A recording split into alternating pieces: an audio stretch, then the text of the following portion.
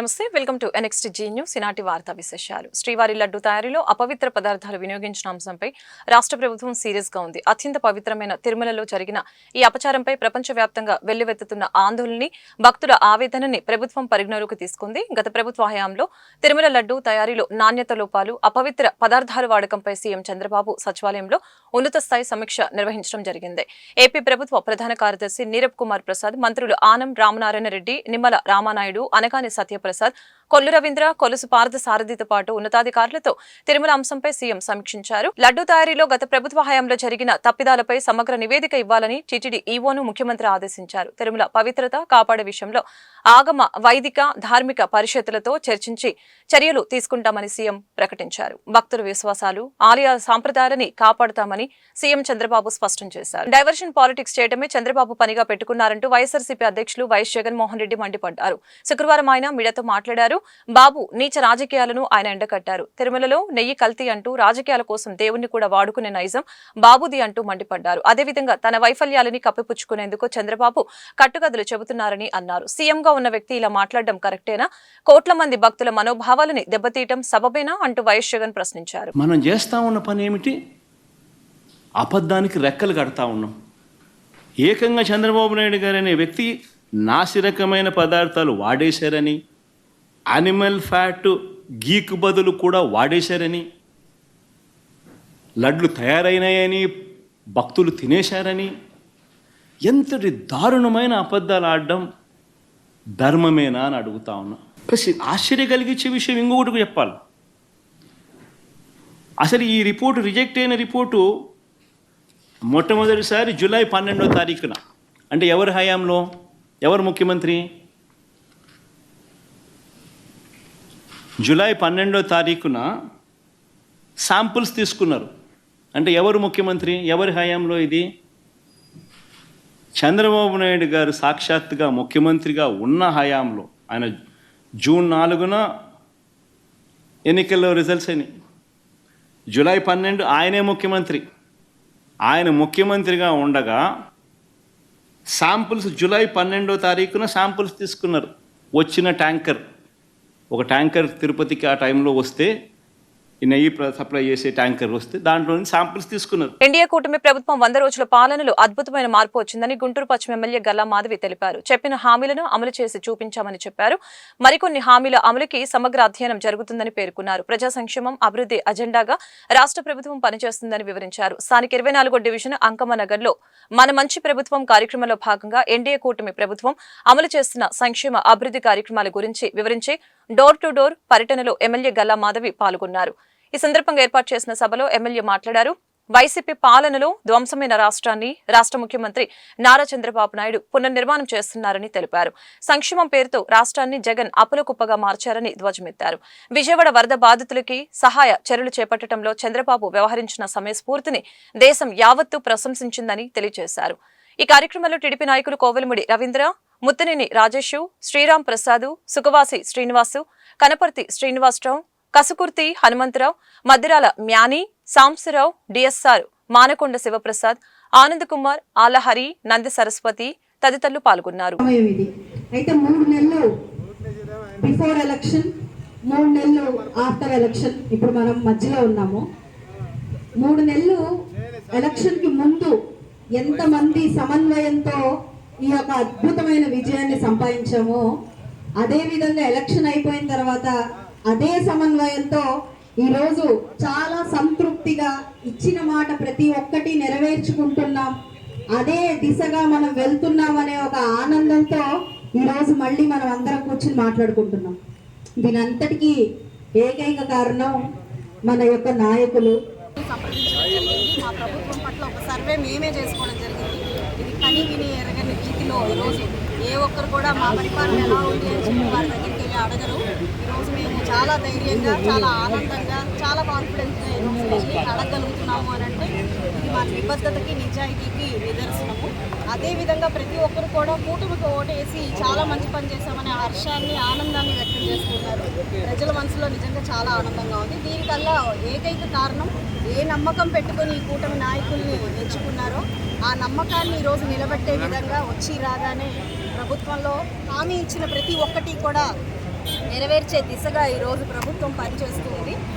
DSC అంటే ఉద్యోగాల గురించి కానివ్వండి, అన్న క్యాంటీన్లు కానివ్వండి, నిన్న కాక మొన్న వరద ప్రాంతంలో మనం చూసాము, విజయవాడ పూర్తిగా మునిగిపోయిన పరిస్థితుల్లో ప్రజాప్రతినిధులు యంత్రాంగం యావత్తు కూడా 2 వారాల్లో అక్కడున్న పరిస్థితుల్ని మళ్ళీ పునరావృతం చేసే ప్రయత్నం చేసింది. ఇప్పుడు మళ్ళీ వాళ్ళు మామూలు స్థితికి చేరడం జరిగింది కేవలం 2 వారాల్లో.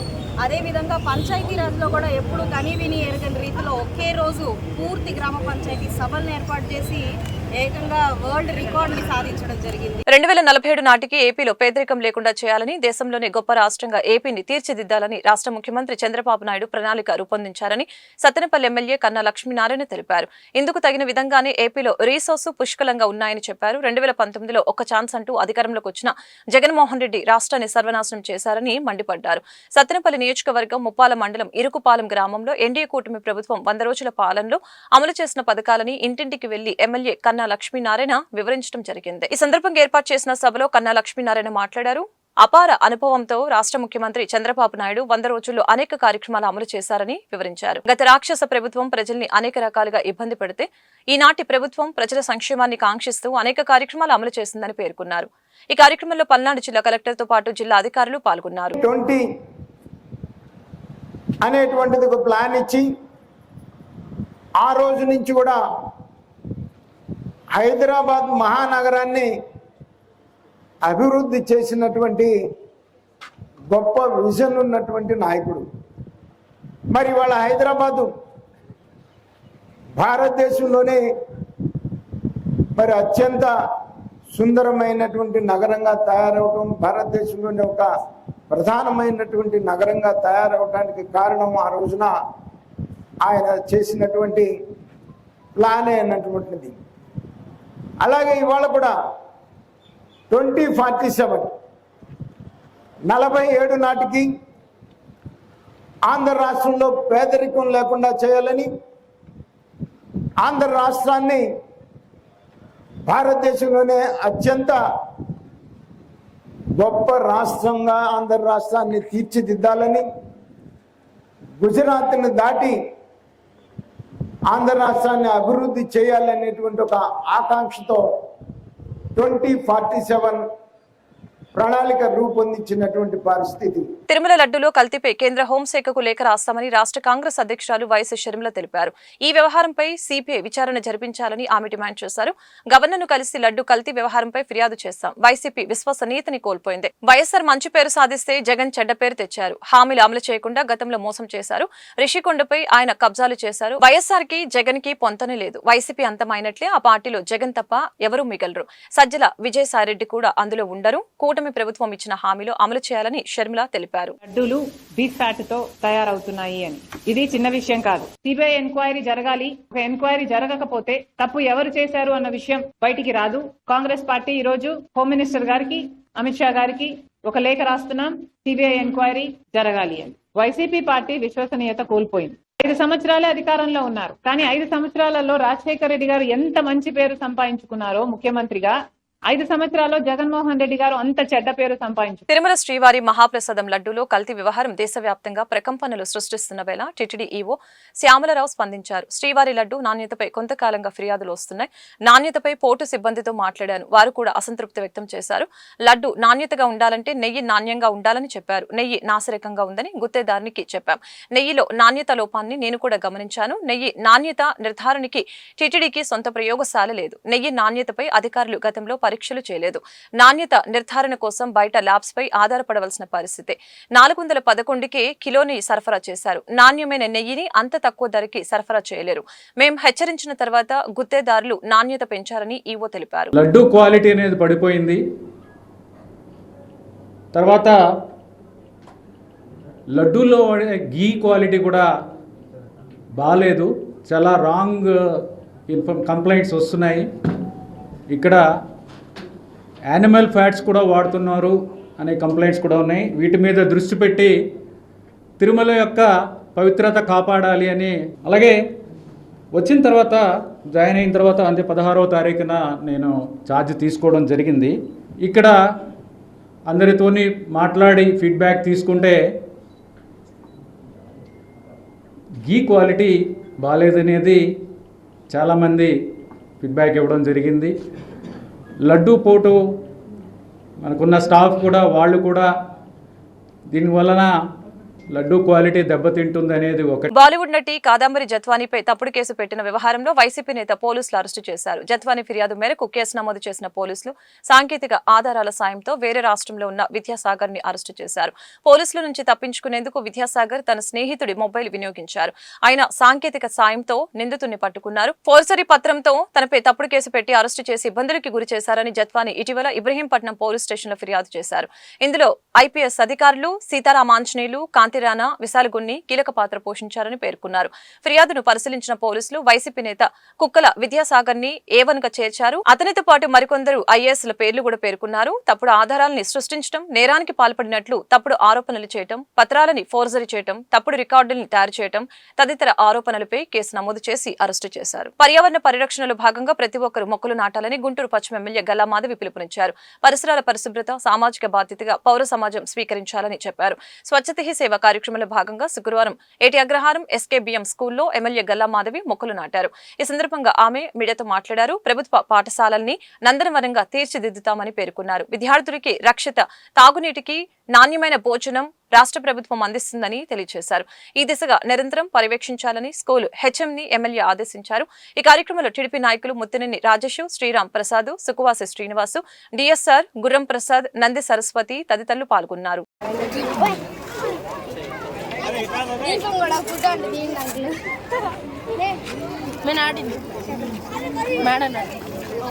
పిల్లలు మా రోజు నీళ్లు పోయాలి, చూడటం కాదు.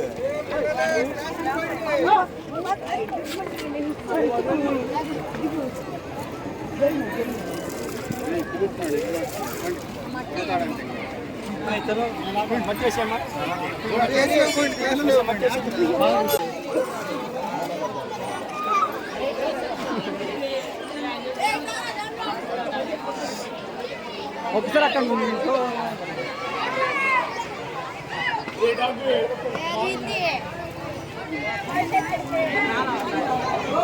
ఒకసారి అక్కడ నుంచి.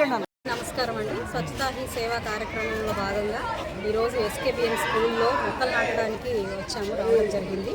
ప్రాంగణం అంతా తిరిగి చూడడం జరిగింది. చక్కగా మొక్కలు నాటి, అంటే పర్యావరణ పరిరక్షణ ఎంతో ముఖ్యం. మనకి స్వచ్ఛంగా ఉండాలి అంటే స్వచ్ఛమైన గాలి పీల్చాలి. దానిలో భాగంగానే ఈరోజు మొక్కలు నాటుకోవడం జరిగింది. అదేవిధంగా కాంపౌండ్ మొత్తం కూడా తిరిగి చూడడం జరిగింది. స్వచ్ఛంగా ఉండాల్సిన స్కూల్ కాంపౌండ్లో కొన్ని ఇబ్బందులు ఉన్నాయి. స్థానికంగా పిల్లలు కొన్ని ప్రాబ్లమ్స్ ఫేస్ చేస్తూ ఉన్నారు. ప్రిన్సిపల్ గారి దృష్టికి అది తీసుకెళ్లడం జరిగింది. చాలా త్వరితగతిన దానికి పరిష్కారం చూపిస్తామని చెప్పారు. ఒక వారం రోజుల్లోనే వీటన్నిటికీ పరిష్కారం వస్తుంది. అదేవిధంగా క్వాలిటీ ఫుడ్ ఇచ్చే విధంగా కూడా యంత్రాంగం మొత్తం కూడా పనిచేస్తుంది. పిల్లలకి స్వచ్ఛమైన నీరు, స్వచ్ఛమైన ఆహారము అందించడమే ప్రభుత్వాల లక్ష్యం కాబట్టి వాటి కోసం నిరంతరం యంత్రాంగం, ప్రభుత్వ ప్రతినిధులు పనిచేస్తున్నారు. అందులో భాగంగానే ఈరోజు మొత్తం పర్యవేక్షించడం జరిగింది. కొన్ని లోపభూయిష్టమైన పరిణామాలు చూడడం జరిగింది. వాటికి కూడా దిశానిర్దేశం ఇవ్వడం జరిగింది. అవన్నీ ఒక వారంలోనే మారతాయి అని చెప్పి యంత్రాంగం మొత్తం కూడా హామీ ఇవ్వడం జరిగింది. తిరుమల శ్రీవారి ప్రసాదాలలో కల్తీ వినియోగం అత్యంత బాధాకరమని బీజేపీ రాష్ట్ర కార్యదర్శి ఎన్ రమేష్ నాయుడు తెలిపారు. టీటీడీలో పనిచేసిన ధర్మారెడ్డి కూడా కల్తీ నెయ్యి వచ్చిన విషయం అంగీకరించారని గుర్తు చేశారు.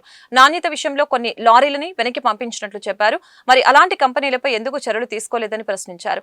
ఈ వ్యవహారం వెనుక క్రైస్తవ మిషనరీల హస్తం ఉందని అనుమానం కలుగుతుందని పేర్కొన్నారు. గతంలో వైసీపీ వ్యవస్థల్ని చిన్నాభిన్నం చేయగా ఎన్డీఏ పాలనతో ఏపీని అభివృద్ధిలో అగ్రస్థానంలో నిలుపుతామని ఆయన వెల్లడించారు. ఈ సమావేశంలో బీజేపీ నేతలు వనమ నరేంద్ర, ఇతర నేతలు పాల్గొన్నారు. తెలుసు, ప్రపంచంలోనే అతి పవిత్రమైనటువంటి హిందువుల యొక్క ధార్మిక సంస్థ ఏదన్నా ఉందంటే భగవంతుడు కొలువై ఉన్నటువంటి తిరుమల. అలాంటి తిరుమలకు సంబంధించినటువంటి ప్రసాదం ఏదైతే ఉందో ఆ ప్రసాదానికి సంబంధించినటువంటి ఆరోపణలు రావడం బాధాకరమైనటువంటి విషయం. గతంలో రాజశేఖర రెడ్డి గారు కూడా 7 కొండల్ని 2 కొండలు చేయాలనేటువంటి ప్రయత్నం చేశాడు. ఆ రోజుల్లో భారతీయ జనతా పార్టీ హిందూ ధార్మిక సంస్థలు అడ్డుకున్నాయి. ఈరోజు జగన్మోహన్ రెడ్డి గారు ముఖ్యమంత్రి అయిన తర్వాత అనునిత్యం తిరుమల మొదలుకొని సోదరుడు చెప్పినట్లు కాకాని గుడి వరకు అపచారమైనటువంటి కార్యక్రమాలు, నిరంతరం జరిగాయి.